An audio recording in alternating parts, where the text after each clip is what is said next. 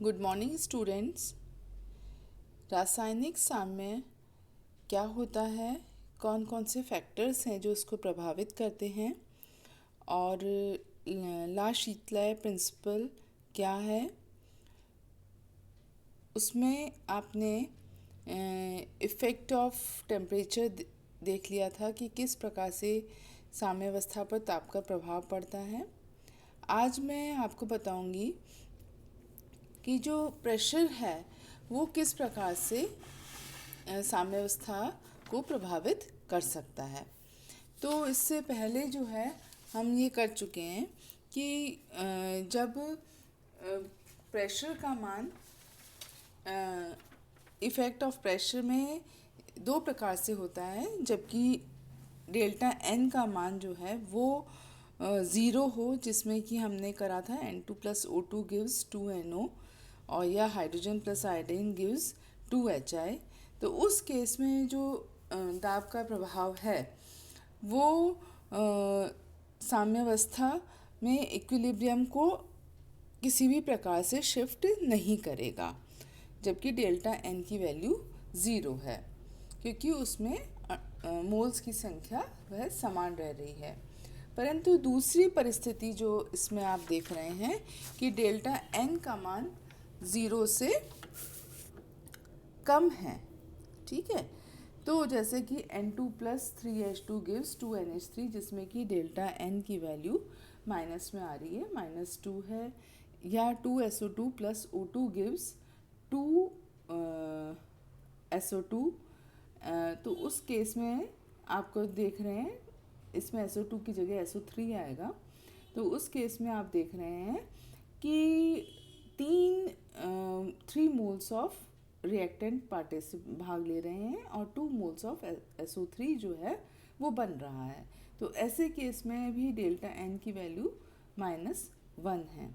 तो आप जिसमें कि डेल्टा एन की वैल्यू ज़ीरो से कम होती है, अर्थात ऋणात्मक होते हैं, उसमें दाब बढ़ाने पर साम्यावस्था अग्र दिशा में और दाब में कमी करने पर साम्यावस्था पश्चिम दिशा में शिफ्ट होती है। तीसरी प्रकार का है जिसमें कि डेल्टा एन की वैल्यू ज़ीरो से अधिक है, अर्थात जैसे रिएक्शंस इसमें मैंने लिख रखी है, PCl5 gives PCl3 plus Cl2, या N2O4 से 2NO2 का बनना। तो उस स्थिति में डेल्टा एन की वैल्यू ज़ीरो से अधिक है। तो उस स्थिति में जब धनात्मक होता है तो साम्यावस्था दाब बढ़ाने से पश्चिम दिशा की तरफ, मतलब कि बैकवर्ड रिएक्शन, या दाब में कमी करने पर साम्यावस्था अग्र दिशा में विस्थापित होती है। तो ये जो है हमारी अभिक्रियाएं हो गई कि किस प्रकार से उन पर दाब का प्रभाव पड़ता है, और जिन पर डेल्टा एन की वैल्यू ज़ीरो होती है उसमें कोई प्रभाव ही नहीं पड़ता, क्योंकि अभिकारक और उत्पाद के मूल की संख्या समान है। तो ये हमारा हुआ कि प्रेशर का में यदि परिवर्तन किया जाता है साम्यावस्था में तो किस प्रकार से वो विस्थापित होता है। नेक्स्ट पॉइंट है effect of change in concentration, अर्थात कि सांद्रता का अभिक्रिया के परिवर्तन किया जाता है साम्यावस्था पे, तो किस प्रकार से अग्र या पश्च अभिक्रिया प्रभावित होगी। तो जैसा कि आप सभी को पता है, यदि साम्यावस्था में रिएक्टेंट, यदि हम जैसे N2 प्लस 3H2 की रिएक्शन लें जिसमें कि अमोनिया बन रहा है, तो उस केस में यदि साम्यावस्था पर N2 और H2 की सांद्रता बढ़ाई जाती है तो रिएक्शन जो है अग्र दिशा में विस्थापित होगी, जिससे कि N2 और H2 का जो हम वृद्धि कर रहे हैं उसे कमी कर सकें, जिससे कि उसके प्रभाव को कम कर सकें। यही ला शीतलय का नियम है कि अभिक्रिया उस दिशा में विस्थापित होती है जिससे कि साम्यावस्था में जिस में परिवर्तन कर रहे हैं उसका प्रभाव कम किया जा सके। तो इस प्रकार से N2H2 में वृद्धि करने पर अभिक्रिया फॉरवर्ड रिएक्शन बढ़ेगी, और उस जिससे कि N2 और H2 में जो बढ़ाने के कारण से जो प्रभाव पड़ रहा है उसे कम किया जा सके। अर्थात अभिकारक की सांद्रता में यदि वृद्धि की जाती है या उत्पाद की सांद्रता में कमी की जाती है तो उस दिशा में साम्यावस्था अग्र दिशा में विस्थापित होगी, और यदि अभिकारक की सांद्रता में कमी की जाती है और उत्पाद की सांद्रता में वृद्धि की जाती है तो ऐसी स्थिति में बैकवर्ड रिएक्शन जो है वो प्रभावित होगी और उसका मान बढ़ जाएगा। तो ये हो गया आपका effect of change in concentration, सांद्रता का साम्यावस्था पर प्रभाव।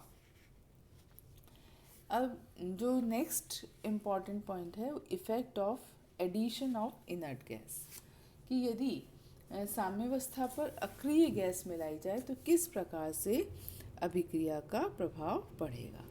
तो आप देख रहे हैं इसमें मैंने लिखा है कि डेल्टा एन का मान जब 0 होता है तो साम्यावस्था पर अक्रिय गैस मिलाने पर कोई प्रभाव नहीं पड़ता है, अर्थात Kp का मान जो है वो कुल दाब पर निर्भर नहीं करता। डेल्टा एन से किसी भी प्रकार का परिवर्तन नहीं होता है यदि अक्रिय गैस मिलाई जाती है। परंतु यदि डेल्टा एन का मान 0 नहीं है, ऐसी स्थिति में साम्यावस्था पर अक्रिय गैस मिलाने पर दो प्रक्रिया का प्रभाव पड़ता है। जैसा कि इसमें मैंने बता रखा है कि एट कांस्टेंट वॉल्यूम, अर्थात यदि वॉल्यूम को स्थिर रखते हुए जो है बिना कोई अक्रिय गैस मिलाई जाती है तो साम्यावस्था पर कोई प्रभाव नहीं पड़ता है। परंतु यदि अक्रिय गैस मिलाई जाती है तो उस स्थिति में कुल दाब में वृद्धि हो जाती है, परंतु अभिकारक और उत्पाद अर्थात रिएक्टेंट और प्रोडक्ट के आंशिक दाबों में परिवर्तन नहीं होता है, जिससे कि कुल दाब में वृद्धि अक्रिय गैस के मिलाने वाले मोलों की संख्या के अनुक्रमानुपाती हो जाती है, प्रोपोर्शनल हो जाती है। कहने का मतलब ये है कि जब स्थिर आयतन में वो करा जाता है, अक्रिय गैस मिलाई जाती है, तो जो टोटल प्रेशर होता है वेसल का वो इंक्रीज तो करता है, परंतु जो है सिस्टम में किसी भी प्रकार का परिवर्तन नहीं आता है। तो जो एडिशनल प्रेशर होता है, अतिरिक्त जो प्रेशर है, this is due to the inert gas, जो कि इस अभिक्रिया का भाग नहीं है। ठीक है, स्थिर आयतन पर। दूसरा है स्थिर दाब पर। स्थिर दाब पर जो है क्या प्रभाव पड़ेगा?